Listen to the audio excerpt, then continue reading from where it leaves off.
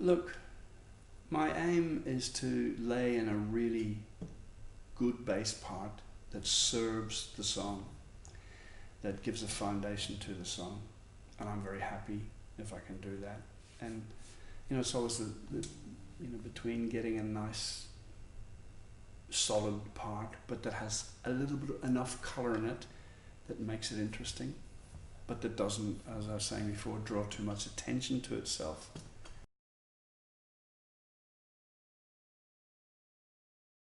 I'm just about to start mixing it, and usually on my albums I usually just pick the title of a song that sort of seems to work, and that's one of the songs. The song is it's kind of like it's a cross between a Sam Cooke and a Van Morrison song, probably. It's got horns, I've got the great Jimmy Sloggett playing on it, and it's about growing up in Northern Ireland. I grew up by the sea, so it's running free by the sea.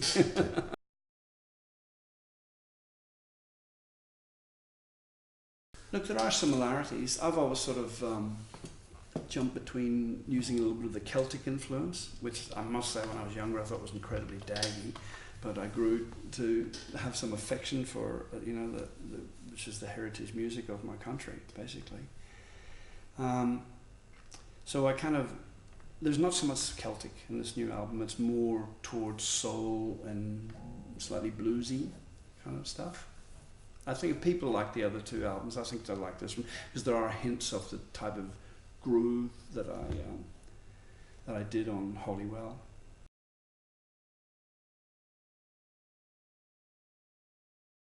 I hope so, yes. It's difficult to do original music these days. I mean, my greatest success in the last while is I do a Van Morrison show called Into the Mystic, which sort of, and that in itself connects me with my past, because I grew up going to watch Van play. That was a big influence in my life, early years as a singer and a songwriter, watching him with his band Them.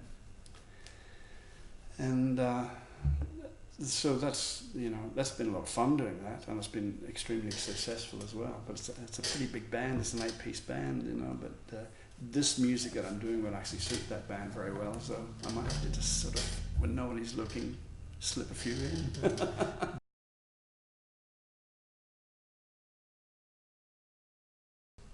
Oh, briefly, look, we used to see him around, because I lived in my sort of early teen years in a little town called Bangor, just outside of Belfast.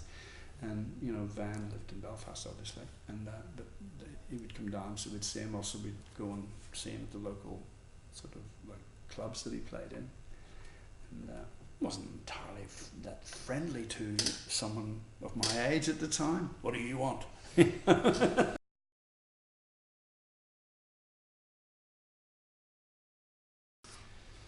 Look, I got to do backup vocals for Ray Charles, which was pretty spectacular, at the opening of Crown Casino. That was an amazing thing to do, just to be this close to him, and actually singing, being a Raylet. That was just wild.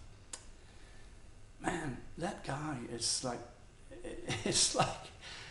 just a wellspring of groove, you know what I mean? It's just like, he just come in and he's all kind of legs and arms flying, and he just starts playing, he just sits down, he's got a really very funky electric piano, but it's his sound, and he always plays it. It's got speakers in it, and he just starts playing, and it's just Ray, and it's just on fire, And like at one point he's just sitting there and he's just warming up, and he says, "Bass player, play this," and he plays dum, ba-doo-doo-dum, boom, ba-dum. So the bass player starts playing. He said, "Drums, give me boom, go-go." Down the drum starts playing, and he said, "Guitar, just give me check it." So the next thing, he just starts making it up, and it was just unbelievable. But yeah, I met quite a few people, just supporters. I sort of hung out with the Neville Brothers for a while, which was nice. When I released Holywell, I did a support tour with them around Australia, and then I subsequently went to New Orleans after that and hung out with them there, which was pretty nice. And who else? Tony Joe White. Spent a great evening with Tony Joe White at the Hatter's Castle Hotel. It was nice jamming with him all night. It was good fun, and that was right up my alley. The swamp music. He wanted to take me on the road with him, and I was like, because it was very early in my career, and I was like, it's sort of, I was very underconfident as a bass player, because I thought, look, I'm just a singer that plays this don't look at me, you know.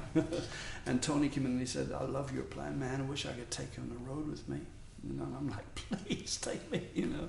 But that was such an endorsement. I think I walked, 6 inches off the ground for a week after that.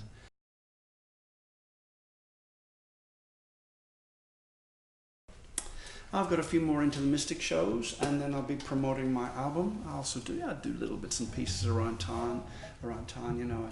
In this studio, actually, recently with James Black, I did the Chris Stockley album. It's good. So I hope there's be a few more projects like that, and I enjoy playing in other people's albums.